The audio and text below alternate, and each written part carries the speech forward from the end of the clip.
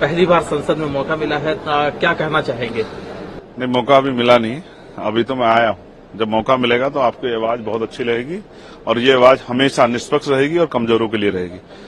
मैं उनकी आवाज हूँ जिनको इंसान भी नहीं माना गया है, जिनको जानवर मान के उनको तमाम तरह सामाजिक आधार पर, आर्थिक आधार पर कुचला गया, मैं उनकी आवाज हूँ।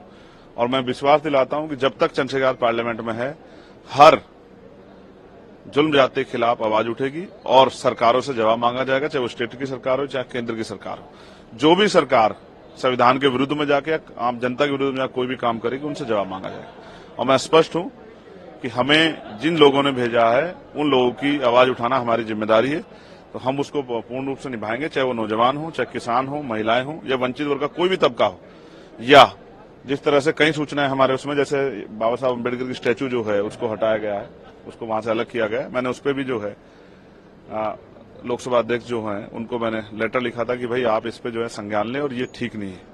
तो मेरा पूरा प्रयास रहेगा कि जो भी यहाँ कानून बनेगा और वो कानून अगर उसमें कोई खामियां होगी तो हम लोग उसमें कोशिश करेंगे कि उसका विरोध दर्ज करा के उसमें सुधार कराएंगे, सरकार का ध्यान आकर्षित करें। और हम कोशिश करेंगे प्राइवेट बिल लाके भी सरकार जो है हमारी जनता की तरफ सुने, जो जनता चाहते हैं उन पर भी चर्चा। सेशन में बहुत कम समय मिलता है, मैं ये भी लोकसभा अध्यक्ष से मांग करूंगा सदन के माध्यम से ही कि वो सेशन का समय बढ़ाएं, जिससे कि क्योंकि बहुत बड़ी लोकसभाएं होती हैं, बहुत मुद्दे होते हैं, उन पर चर्चा करने का अवसर मिले। ये सत्ता के साथ विपक्ष का भी घर है, विपक्ष की भी जिम्मेदारी है।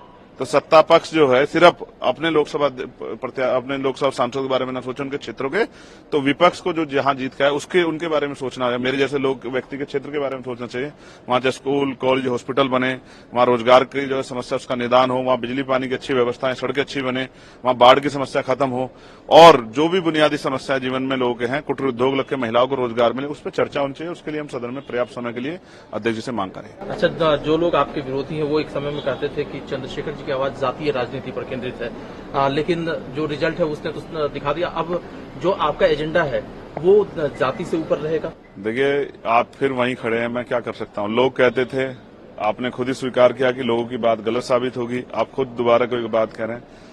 मैं संविधान को मानने वाला व्यक्ति हूं, मैं जाति के बैरियर में नहीं हूं। मैं जातिविहीन समाज की स्थापना के लिए, ये मेरे लक्ष्य में भी है और ये एक मजबूत उद्देश्य भी है इस देश को तरक्की करने का।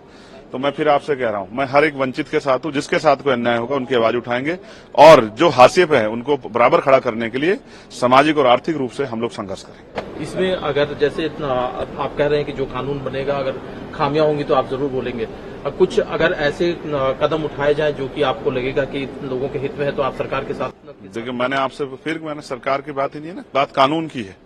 कानून अगर अच्छा होगा तो उसका कोई विरोध नहीं करेगा, और कानून अगर धर्म के आधार पे, जाति के आधार पे या आर्थिक आधार पे भेदभाव करेगा तो उसका विरोध होगा। संवैधानिक जो है मर्यादा में रहकर हम लोग उसका विरोध करेंगे, और यहां भी करेंगे और सड़कों पे भी करेंगे। अगर कुछ भी गलत होगा, अगर कुछ अच्छा होगा उसकी समीक्षा होगी, और जो अच्छा होगा उसका कोई विरोध नहीं करता है, लेकिन अगर कुछ गलत होगा तो उसका विरोध होगा।